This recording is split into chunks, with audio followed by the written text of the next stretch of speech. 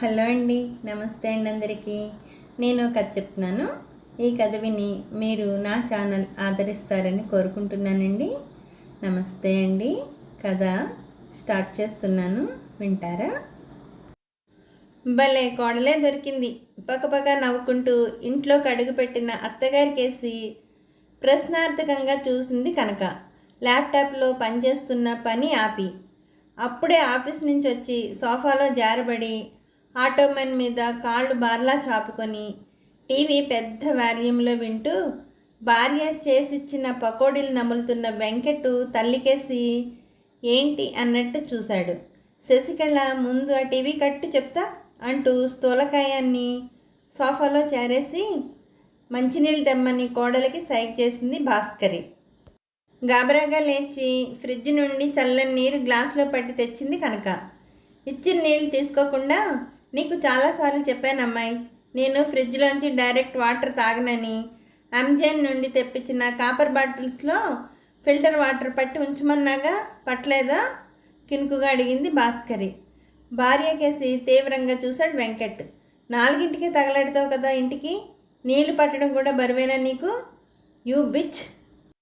తల్లి పక్కన కూర్చొని హోంవర్క్ చేసుకుంటున్న పిల్లలు ఒక్కసారి తలెత్తి తండ్రికేసి నిరసనగా చూసి మళ్ళీ భయంగా తలదించుకున్నారు పుస్తకాల్లోకి.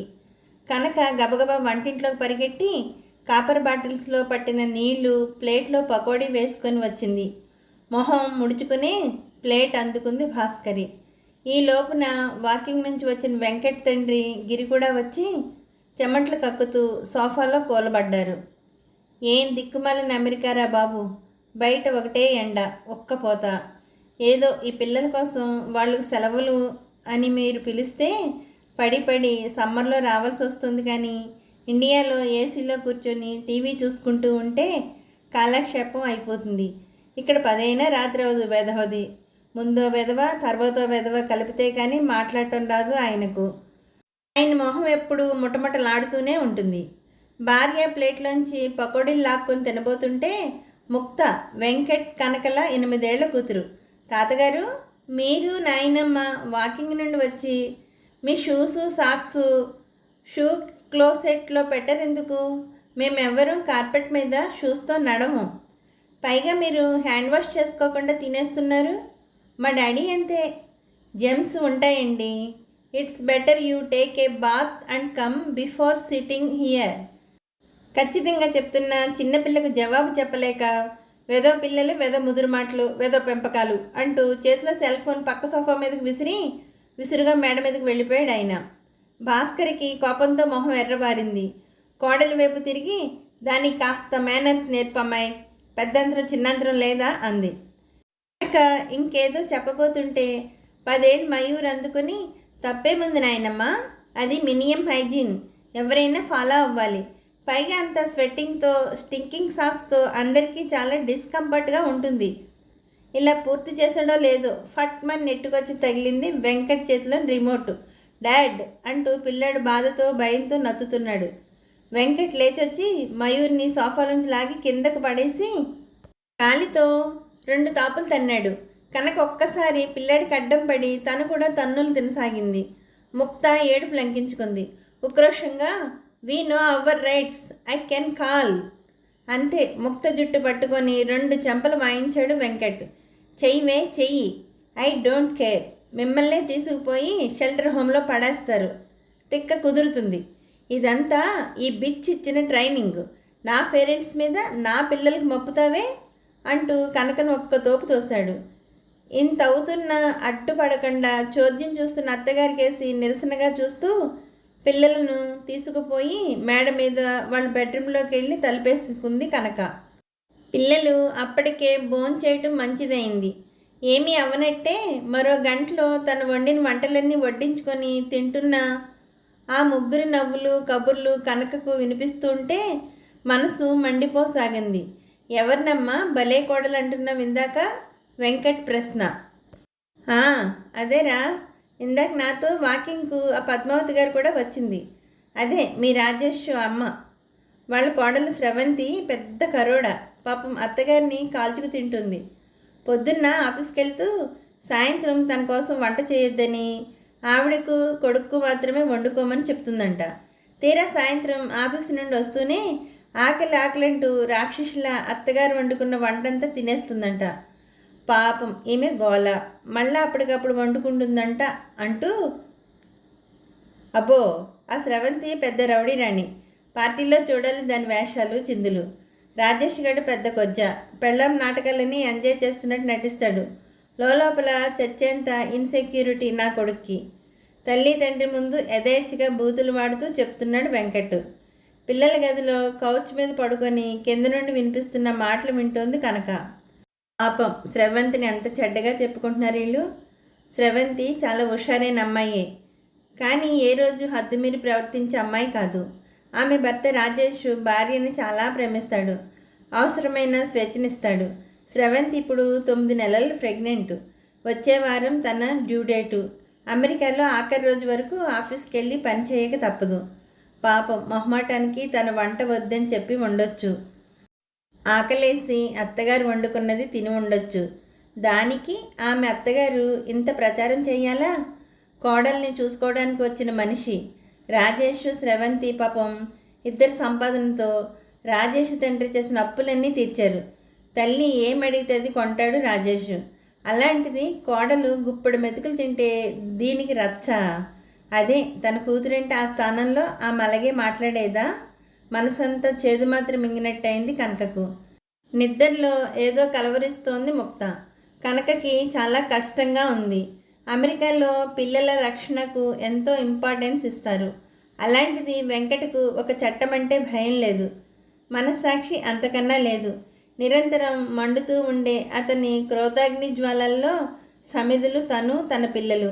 ఆ కోపాన్ని యథాశక్తి రెచ్చగొడుతూ అతని తల్లి తండ్రి. వెంకట్ తన పిల్లల దృష్టిలో తనెంత దిగజారిపోతున్నాడో తెలుసుకోలేకపోతున్నాడు. ఏనాడు తన పిల్లల పట్ల తన బాధ్యత సరిగ్గా నిర్వర్తించలేదు. తన మగతనానికి టోకెన్స్ ఆఫ్ మెరిట్ లాగా వాళ్ళని ప్రదర్శిస్తాడు నలుగురిలో. పిల్లల 2 డెలివరీ టైంలకు కూడా కనక తల్లిని రానివ్వలేదు వెంకట్. ఆర్థికంగా తక్కువ స్థాయిలో ఉన్న ఆమె అమెరికాకి స్వంతంగా వచ్చే పరిస్థితిలో లేదు. కనక తన సంపాదన నుండి తల్లికి టికెట్ కొందామంటే వీల్లేదని వెంకట్ అడ్డుపడిపోయాడు. పిల్లాడికి 3వ నెల వచ్చాక అత్తమామలు వచ్చారు, కానీ కనక చేత ఎదురు చేయించేవాడు వాళ్లకు. 3 నెలల పిల్లాడిని డే కేర్లో పెట్టుకొని సాయంత్రం తెచ్చుకునేది. వాళ్ళు మేము చూస్తామని ఒక్క మాట అనలేదు. వెంకట్ తల్లికి చేయమని చెప్పలేదు. ఏం చేసుకున్నా వారిద్దరి మటుకు కొడుక్కి చేసేది అత్తగారు. కనక పాపం పచ్చి బాలింతరాలైన తన వంట తను చేసుకొని తినేది. రాత్రంతా పిల్లాడితో సరిపోయేది. వెంకట్ అడ్డగాడిదలా గుర్రు పెట్టుకొని నిద్రపోయేవాడు. పిల్లాడిని కాసేపు ఎత్తుకునేవాడు కూడా కాదు. ముందు బాబు పుట్టినప్పుడు ఎన్నో కష్టాలు పడి పెంచుకుంది, ఎవరు తోడు లేకపోయినా. తర్వాత ముక్తా డెలివరీకి కొంచెం తెలివి తెచ్చుకుంది కనుక తన కమ్యూనిటీలోనే ఉంటున్న తన తల్లి స్టూడెంట్ రజని వాళ్ళ అమ్మగారు తనకు సాయం చేయడానికి ముందుకు రావడంతో ఆవిడకు తన జీతంలోంచి నెలకు $1000 ఇచ్చి తన 6 వారాల మెటర్నిటీ లీవ్ అయిపోయాక పిల్లలిద్దరిని ఆవిడకు అప్పగించి ఆఫీస్కి వెళ్ళేది. ఆమె డబ్బు వద్దని నిరాకరించినా అది ఆమె సర్వీస్కు చాలా తక్కువని చెప్పి ఒప్పించి ఇచ్చేది. పాపం ఆవిడ కన్నతల్లిలా కనక వచ్చేసరికల్లా వంట కూడా చేసేసి ఉంచేవారు. కనుక ఇలాంటి ఏర్పాటు చేసుకోవటం, తన జీతంలోంచి $1000 వృధా చేయటం చూసి మండిపోయేవాడు వెంకట్. ముక్త 5 నెలల పిల్లగా ఉన్నప్పుడు ఆమె తిరిగి ఇండియాకి వెళ్ళిపోగానే తన పేరెంట్స్ని పిలిపించి పంతంగా వారికి $1000 ఇప్పించేవాడు. బంతిలా ఉన్న ముక్త అత్తగారి సంరక్షణలో కోలిక్ ఫీవర్ ప్రైమరీ కాంప్లెక్స్తో పుల్లలా అయిపోవడంతో పిల్లని మళ్ళీ డే కేర్లో పెట్టుకోవాల్సి వచ్చింది కనకకు. పిల్లాడికి స్కూలు, పాప డే కేర్, తన ఆఫీస్ టైమింగ్స్కు పొంతన దొరక్క కనక చాలా ఇబ్బంది పడిపోయేది. కనీసం వెంకట్ పిల్లలను ఇంట్లో దిగబెట్టే సాయం కూడా చేసేవాడు కాదు. కనక మంచితనం, వెంకట్ క్రూరత్వం కనకకు కొందరు మంచి అర్థం చేసుకునే మిత్రులను సంపాదించి పెట్టింది. వాళ్ళ పిల్లలతో పాటు మయూర్ని ఇంట్లో దింపేవారు. ముక్తను కనక ఆఫీస్ నుంచి తెచ్చుకునేది. పొరపాటున ఎవరైనా మిత్రురాలి భర్త పిల్లాడిని దిగబెడితే కనక్కి ఆ రోజు నరకమే. వాడెందుకు దిగబెట్టాడు? వాడికి నీకెలా పరిచయం? వీడు ఆ ఎదవ కొడుక కొంపతీసి?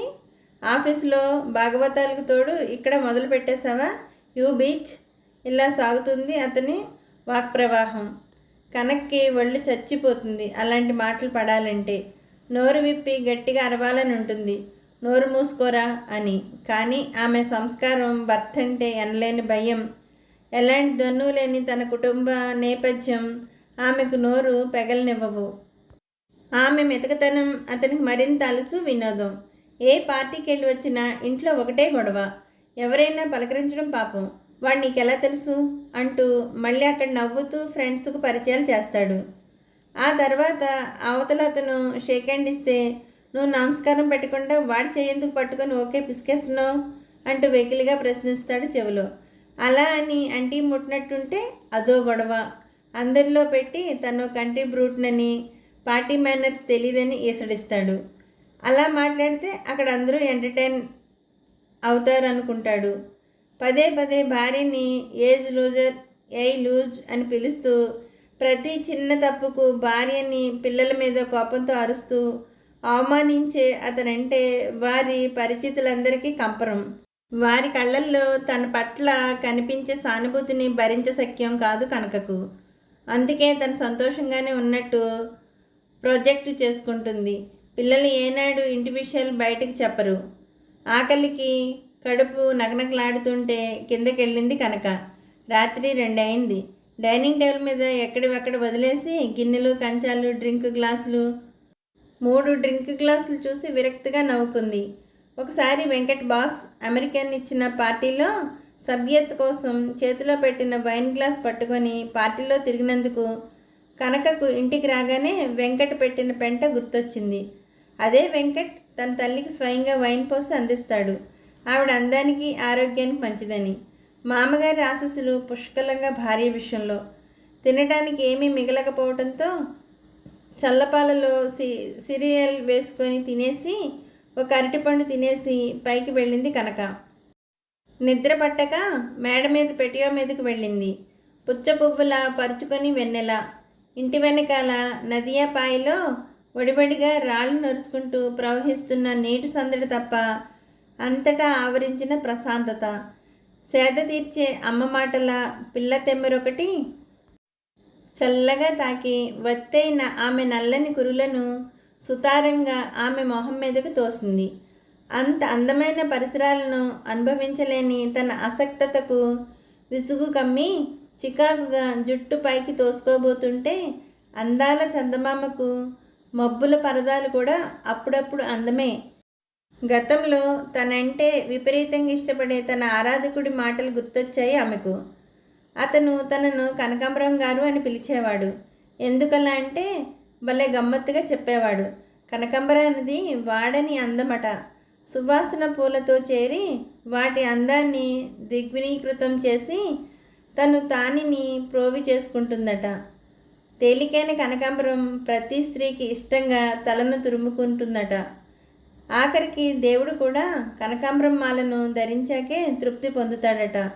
కళ్ళల్లో ఎలాంటి కల్మషం లేకుండా స్వచ్ఛమైన మనసుతో అతను మాట్లాడే మాటలు తనకు చాలా నచ్చేవి. ఆ మాటలకు రూపమిచ్చే సాహసం, ఉద్దేశం తనలో లేకపోయింది.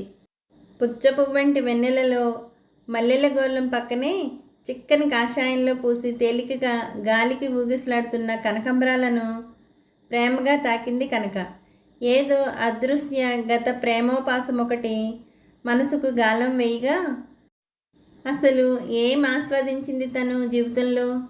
పరుగులు పరుగులు, కొన్ని సంపాదించడానికి, కొన్ని పరుగులు పారిపోవటానికి. ఏవో అందలాలు అందుకోవాలని ఆతృత, అందుకోకపోతే స్తంభించే జీవితం అంటే భయం, పేదరికం భయం, అస్తిత్వం కోసం పేరాస. తనను తనే ద్వేషించుకుంటుంది కనక. తన తల్లిదండ్రులకు, అన్నలకు అంగీకారం లేని కులంలో అబ్బాయిని పెళ్లి చేసుకుంది కనక. తల్లి 2 వైపులా దిగి రాలేదు. తల్లి తండ్రి చిన్న చిన్న ఉద్యోగాలు చేసుకుంటూ కనకను ఆమె తమ్ముణ్ణి 5 ఏళ్ళ తేడాతో కన్నారు. తండ్రి స్థానిక దూది మిల్లులో సూపర్వైజర్గా పనిచేసేవాడు. తల్లి టీచర్. కనకకు జీవితంలో గుర్తుండే ఆనంద క్షణాలన్నీ ఆమె బాల్యంలో అన్యోన్యమైన తల్లిదండ్రుల సమక్షమే. తమ్ముడు యష్ పుట్టడం, తండ్రి లంగ్స్ క్యాన్సర్తో ఆ ఏడాదే చనిపోవటం, మిల్లువారిచ్చిన ₹1,00,000 పిల్లల భద్రతకు దాచి కనక వాళ్ళమ్మ తల్లి తండ్రి తానే పెంచటం కనక జీవితాన్ని ఒక పెద్ద బాధ్యతలోకి నెట్టేసింది మానసికంగా. అక్కరకు రాని బంధువులు ఆమెలో మరింత అభద్రతను పెంచారు. చదువే జీవితమైపోయింది. స్టేట్ ర్యాంకులు, ఉచిత కార్పొరేట్ విద్యను, ఆపై అత్యుత్తమైన ఐఐటిని ఆమె ముంగిట్లో పెట్టాయి. దేశీయ కంపెనీలు మంచి ఉద్యోగం ఆఫర్ ఇచ్చినా ఆమెలోని తృష్ణ స్టాన్ఫోర్డ్కు పరుగులెత్తించింది. ఆర్టిఫిషియల్ ఇంటెలిజెన్స్లో ఎంఎస్ చేసి జీవితంలో చదువు తప్ప మరో లౌక్యము తెలియని ఆమె దొరికిన మొదటి ఉద్యోగంలోనే బే ఏరియాలో కుదురుకుపోయింది. ఈ లోపున యష్ ఎంఎస్ కోసం వర్జీనియా చేరటం, తల్లికి పుట్టింటి వారు దగ్గర కావటం చాలా సహజంగా జరిగిపోయాయి. యష్ మీదున్న ఆశతో కనక మేనమామ కనక కోసం ఈ వెంకట్ సంబంధం తెచ్చాడు. కనక కన్నా 7 ఏళ్ళు పెద్ద, తల్లి కులమే. బే ఏరియాలోనే ఆర్కిటెక్ట్గా సాఫ్ట్వేర్ కంపెనీలో పనిచేస్తున్నాడు. ఎత్తుగా తెల్లగా స్మార్ట్గా ఉన్న వెంకట్ ఆడపిల్లలకు జీవితంలో ఛాయిస్లు ఉంటాయని తెలియని కనకకు ఓకే అయ్యాడు. ఒత్తైన తలకట్టు, అందమైన కళ్ళు, ఎత్తుగా ఆరోగ్యంగా తనకన్నా ఒక ఛాయ్ తక్కువగా ఉన్న కనక వెంకటకు ఆనకపోయినా అప్పటికే శతాధిక పెళ్లి చూపుల అప్రతిష్ట వల్ల తనకన్నా $100,000 ఎక్కువ ఉన్న కనక ఉద్యోగం బాగా ఆనటంతో కట్నం ఇవ్వరని తెలిసినా ఒప్పుకున్నాడు. వెంకట్ అమ్మా నాన్నలకు యష్తో తమ కూతురికి కుండ మార్పిడి చేయొచ్చని ఆశ తప్ప కనక మీద ఎలాంటి అభిమానము లేదు. పైగా భాస్కరికి కనక పేరంటే చాలా చీదర. కనకను ఆ పేరుతో పిలుస్తుంటే తమ ఇంట్లో పనిచేసే అదే పేరున్న పనిపిల్ల గుర్తుకొస్తుందని వేళాకోళంగా ఈసడించేది. అది కనక వాళ్ళ బామ్మ పేరు కనక మహాలక్ష్మి. తండ్రి ప్రేమతో అపురూపంగా పెట్టుకున్న పేరు. అమెరికాలో కోలిక్స్ అందరూ పిలవడానికి సౌకర్యంగా ఉందని మెచ్చుకునే పేరు. అంత చక్కని పేరు వీళ్లకు చేదుమాత్ర అయింది. పెళ్లికి ముందు వెంకట్ క్వాలిఫికేషన్ అడగడానికి మొహమాట పడ్డ కనకకు ఆ తర్వాత అతని భీమవరంలో ఎక్కడో ఒక మారుమూల ఇంజనీరింగ్ కాలేజీలో డిగ్రీ, మరెక్కడో న్యూ మెక్సికోలో చేసిన ఎంఎస్ సంగతి తెలిసాక పెద్ద ఆశ్చర్యం కలగలేదు.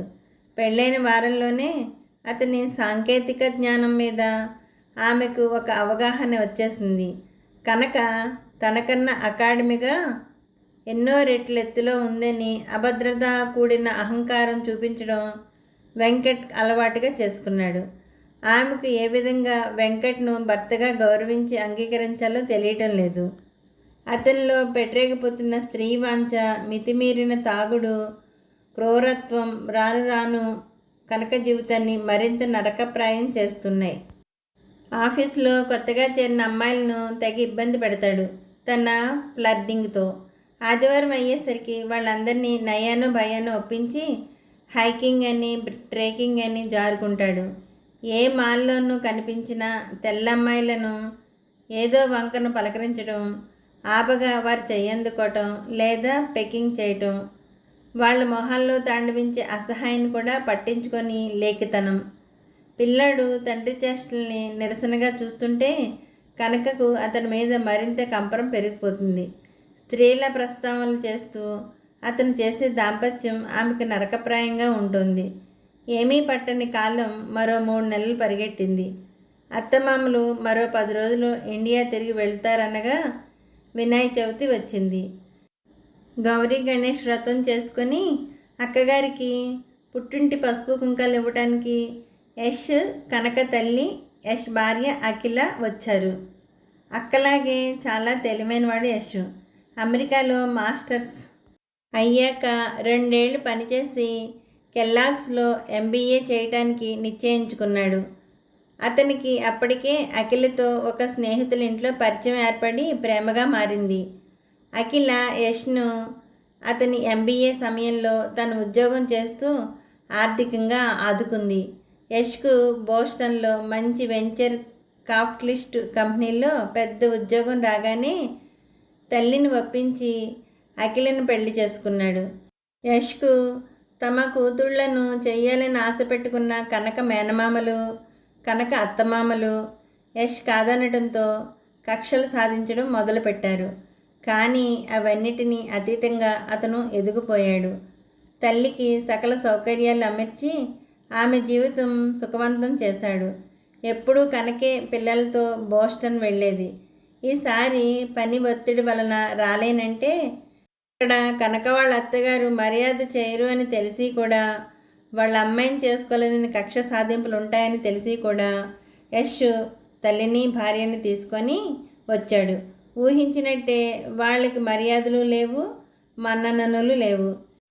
ఎలుక మీద పిల్లి మీద పెట్టి విసురుతున్న సూటిపోటు మాటలు తప్ప. వెంకటకు యష్ సాధించిన విజయాలంటే కడుపు మంట. మాటల్లో విషపు సొనలు ఒలికిస్తున్నాడు.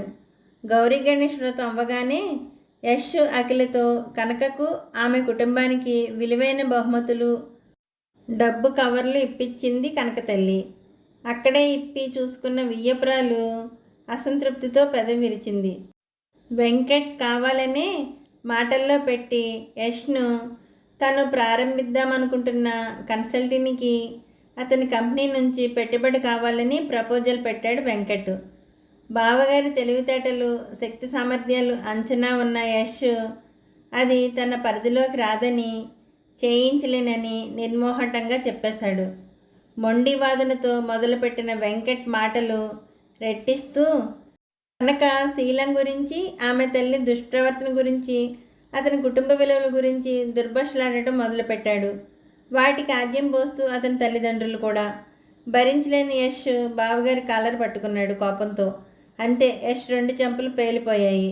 అతన్ని మెడ పట్టుకొని వీధి గుమ్మం దాకా ఈడ్చి బయటికి తోస్తాడు వెంకట్. ఊహించని ఈ పరిణామాలకు అవమాన భారంతో కోద్రంతో ఊగిపోతూ యష్ అక్క కేసు చూసి, వీడిని ఇంకా భరిద్దామని అనుకుంటున్నావా? ఎవరి కోసం? నువ్వేంటి? నీ చదువు హోదా ఏంటి? ఈ పనికిమాలిన వాడికి ఊడిగం చేస్తూనే ఉంటావా? సర్వ స్వతంత్ర దేశంలో ఉన్నాము. మానవ హక్కులకు విలువిచ్చే దేశం. ఈ బానిసత్వం నీకు అక్కర్లేదు. మనకే బంధువులు లేరు నిలదీయటానికి. నీ పిల్లలకే ఈ తండ్రి అక్కర్లేదు. వదిలిపడే. ఆ వెధవకు కావలసిన నీ ఇల్లు వాడి మొహాన్ని కొట్టి బయటికి పో. నేను క్యాప్స్ని పిలవగలను. పెంట చేయటం ఇష్టం లేక ఊరుకున్నాను. కోపంతో రొప్పుతో చెప్తున్నాడు. అఖిల వచ్చి కనక భుజం మీద చెయ్యేసి దయగా, వదినా, మేమున్నాం నీకు, ఆలోచించుకో అని చెప్పి బయటికి వెళ్ళిపోయింది. ఎప్పుడు అల్లుడు వియ్యాలవారి ఆగడాలకు గడగడలాడుతూ కూతురికి నచ్చ చెప్పుకునే కనక తల్లి కొడుకుకు జరిగిన అవమానాన్ని తీసుకోలేకపోయింది. ఛీ అని అల్లుడిని కోపంతో నిరసనగా చూస్తూ అఖిల వెనకే వెళ్ళిపోయింది. అమ్మా, బ్యూటిఫుల్ వ్యూ కదా. ఇక్కడి నుంచి చూస్తుంటే, ముక్త చూపిస్తుంటే గాలికి ఎగిరిపోతున్న ముంగురులు వెనక్కి తోసుకుంటూ ఊకొడుతుంది కనక. అప్పటికి వారం రోజులుగా మయూర్ ముక్తలను తీసుకొని భారతదేశం పర్యటనలో ఉంది కనక. తను పుట్టి పెరిగిన మాతృదేశం, తమ మూలాలను తనలో పొందుపరుచుకున్న ప్రపంచం, సంస్కృతికి, తత్వదర్శనానికి మూలాధారమైన కర్మభూమిని ఊహ తెలుస్తున్న తన పిల్లలకు చూపించాలని తీసుకొచ్చింది కనక. జీవితంలో మొట్టమొదటిసారి సంకెళ్ళు తెంచుకొని పంజరాల్లోంచి బయటపడ్డ పక్షుల్లా ఉన్నారు ముగ్గురు.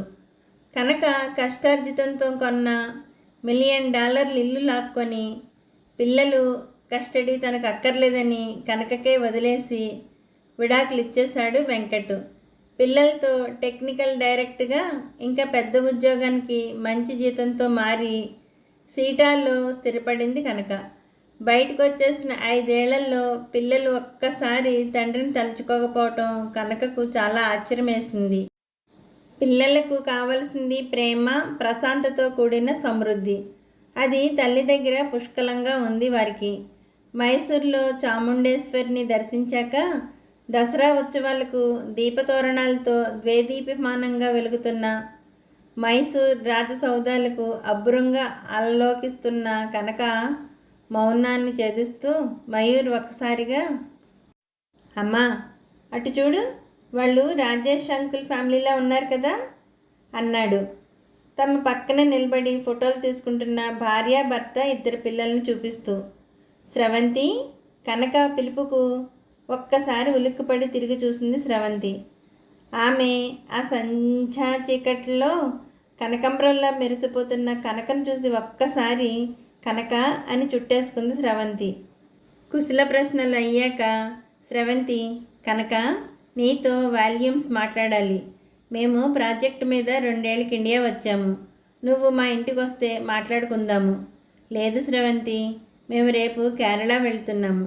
నా మొబైల్ నెంబర్ తీసుకో, ఫోన్లో మాట్లాడుకుందాం అంటూ రాజేష్ని పలకరించి వాళ్ళ పిల్లలను ముద్దు చేసి సెలవు తీసుకుంది కనక. ఆ రోజు రాత్రే స్రవంతికి కాల్ చేసింది కనక. స్రవంతి చెప్పిన విషయాలు విని కనకకు నిద్రని దూరం చేశాయి. వెంకట్ను అమెరికా నుండి డీపోర్ట్ చేశారట. ఇప్పుడు అతను భారతదేశంలోనే ఉన్నాడట.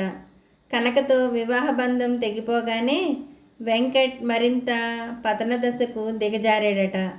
ఎప్పుడు ఉన్న తాగుడు తిరుగుడు తోడు కెసిన్లో జోదమాటం మొదలుపెట్టాడట. వెనిజులా నుండి వలస వచ్చిన ఒక చాలా చిన్న వయసున్న అందమైన అమ్మాయిని పెళ్లి చేసుకుని డబ్బు విచ్చలవిడిగా ఖర్చు పెట్టేవాడట.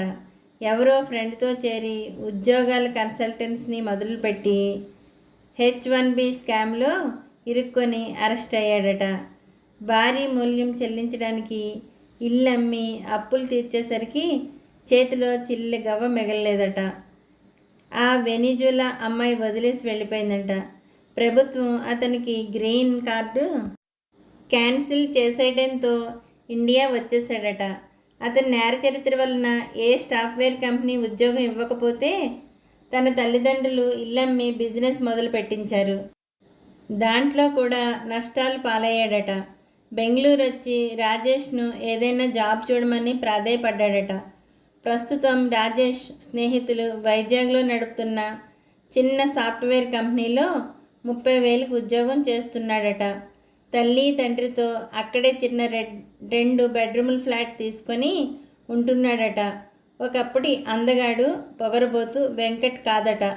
వ్యసనాలు అందాన్ని తినేస్తే, చేసిన ద్రోహాలు జీవితాన్ని తినేస్తే మిగిలిన జీవచ్చమట వెంకట్. చివరి రోజుల్లో సేవింగ్స్ అన్నీ కొడుకు చేతిలో పోసి కానీకి టికాణా లేని చచ్చిన పాముల్లో ఉన్నారట అతని తల్లిదండ్రులు. నువ్వు పనిచేసే కంపెనీ హైదరాబాద్ బ్రాంచ్లో ఏదో ఒక మేనేజ్మెంట్ పొజిషన్కు అప్లై చేశాడట. నీ చేత రికమెండేషన్ చేయించమని రాజేష్ కాల్ పట్టుకున్నాడు. చచ్చినా ఆ పని చేయనన్నాడు రాజేష్. చెడమడా తిట్టాము. నీకు పిల్లలకు చేసిన నైవంచనకు భగవంతుడు వెంటనే చూపించాడు వాళ్లకు. స్రవంతి ఆవేశంతో చెప్తూనే ఉంది. ఆ మన్నాడు కొచ్చి చేరడంతోనే కనక పిల్లలతో ఆ రోజు తనకు మీటింగ్స్ ఉన్నాయని స్విమ్మింగ్ పూల్లో కాసేపు గడపమని పంపేసింది. రాత్రంతా నిద్రలేక కళ్ళు మెరమెరలాడుతున్నాయి. కాసేపు కళ్ళు మూసుకొని ఆలోచించింది. దీర్ఘంగా నిశ్వసించి ఫోన్ పట్టుకుంది చేతిలోకి. అంతే, ఆమెలోని పనిభూతం ఆమెను ఆవహించేసింది. ఎవరెవరికో ఫోన్లు, ఈమెయిల్స్, మీటింగ్లు 6 గంటలు నిర్విరామంగా చేస్తూనే ఉంది. పిల్లలతో కిందకు రెస్టారెంట్లో లంచ్ చేశాక వారిని హోటల్ గైడ్తో బయటకు పంపి మళ్ళీ ఫోన్ అందుకుంది. ఈసారి హైదరాబాద్లో తన లాయర్తో. కొచ్చి సముద్ర తీరంలో సూర్యాస్తమయం చూసొచ్చి తల్లి ఇంకా పనిచేసుకోవటం చూసి మయూర్ ఆలోచనలో పడ్డాడు. లీలగా ఆమె ఫోన్ సంభాషణ సారం అర్థమవుతుంది. ఏదో చెప్పాలని ఉంది, కానీ తల్లి నేర్చిన సభ్యత విలువలు నోటికి సంకెళ్ళేస్తున్నాయి. కేరళ, మహారాష్ట్ర, ఒరిస్సాల్లో పర్యాటక స్థలాలు చూపించాక తిరుపతిలో స్వామి దర్శనం చేయించి తిరిగి అమెరికాకు పిల్లలతో ప్రయాణమైంది కనక. విమానంలో తన పక్క సీట్లో కూర్చున్న మయూర్ తండ్రిలా స్ఫురద్రూపి. 15 ఏళ్లకే ఆజానుబాహువుగా ఎదిగిన తన కొడుకు, తన విలువలన్నీ ప్రోవుకున్న నూనూగు మీసాల నవయువకుడు తనతో కొద్దిసేపటి కింద అన్న మాటలు మరీ మరీ మననం చేసుకుంటోంది కనక. అమ్మా, నాకు తెలుసు నువ్వు అతనికి మీ కంపెనీలో ఉద్యోగం వేయించావని. హైదరాబాద్లో నీ అపార్ట్మెంటు అతని పేరెంట్స్కు గిఫ్ట్ డీడ్ చేయించావని. నిజానికి నీ స్థానంలో ఉన్న వేరెవరైనా వాళ్లను కలలో కూడా తలుచుకోరు. కానీ నువ్వు క్షమయా దరిద్రివి. నువ్వు కార్యేషు దాసి, కరణేషు మంత్రి, భోజేషు మాత ఇన్ని పాత్రలు పోషించిన వాళ్ళు నిన్ను వదిలేశారు. కానీ నువ్వు కరుణేషు కనక, క్షమయా దరిద్రివి. ఇది వాళ్ళ అదృష్టం. మళ్ళీ నీ దయ వాళ్లకు పనికొచ్చింది. దసరాల్లో మనం చాలా దేవీ మందిరాలు చూసాం. దుష్ట శిక్షణ శిష్ట రక్షణ కదమ్మా జగన్మాత చేసింది. మరి నువ్వేంటి అతనికి మళ్ళీ ఇలా తెలుగు ఆంగ్లం కలగలిపి పట్టుదలగా నేర్చుకుంటున్న సంస్కృతాన్ని మేళవించి ఆవేశంతో నిలదీస్తున్న కొడుక్కేసి వాత్సల్యంగా చూస్తూ ఆ తల్లి, అతను నా బిడ్డలకు తండ్రి, నాకు వెలకెట్టలేని ఆస్తిగా మీ ఇద్దరిని నాకు ఇచ్చేశాడు. దానికి నేను ఆ మాత్రం మూల్యం చెల్లించవచ్చు మయూర్. నా దేశం నాకు నేర్పిన గొప్ప గుణం క్షమ, మానవత్వం. జీవితంలో కోర్టు కాగితాలు తేల్చలేని మానసిక బంధాలు కొన్ని ఉంటాయి, తెంచుకుంటే తెగేవి కాదవి. అమ్మా, నేను చెల్లి ఎన్నో జన్మల పుణ్యం చేసుకుంటేనే కానీ నీ బిడ్డలుగా మేము పుట్టము. ఇంత క్షమాగుణం ఉన్న తల్లివి నువ్వు. జన్మ జన్మకి నీ కడుపునే పుట్టాలమ్మా అని కోరుకుంటానమ్మా అంటాడు మయూర్ ఆనందంగా. హలో, నచ్చిందా అండి కథ మీకు? ఈ కథ మీకు నచ్చినట్లయితే లైక్ చేయండి, షేర్ చేయండి, సబ్స్క్రైబ్ చేయండి.